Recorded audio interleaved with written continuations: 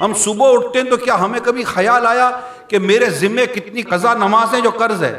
ہمیں اپنے مال کا قرض ہونا یاد ہے، پیمنٹ کس کس کو کرنی ہے یہ یاد ہے، کس کی کتنی چیزیں دینی ہے وہ یاد ہے، اگر یاد ہے، باقی تو یہ بھی یاد نہیں ہے۔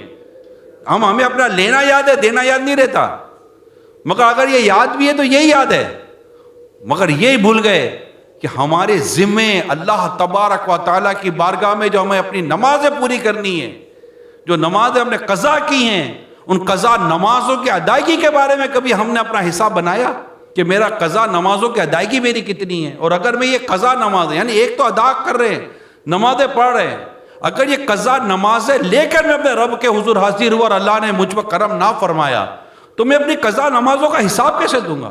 آج بھی ہم سے پوچھ لے، بتائے جناب آپ پر کتنی نمازیں قضا ہیں؟ ہمیں نہیں پتا، جبکہ ہوتی ہیں۔ میجورٹی نمازی پر نماز قضا ہیں مگر ان کو نہیں پتا۔ اب بولو اگر کیسے پتا چلے؟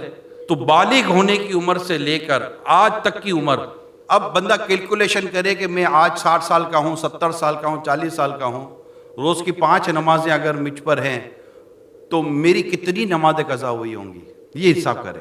اب ان قضا نمازوں کو ادا کرنے کے لیے اب اپنا جدول بنائے گا، اور رب کا قرض ہے، ادا کرنا پڑے گا، معافی مانگنی ہے۔ یہ 2 صورتیں ہیں، آپ نے سنا ہوگا معافی تلافی، یہ 2 ورڈ چلتے ہیں نا، معافی تلافی۔ معافی اس گناہ کی جو میں نے نماز قضا کر کے کیا، تلافی اس کی جو میں اب ادا کروں گا۔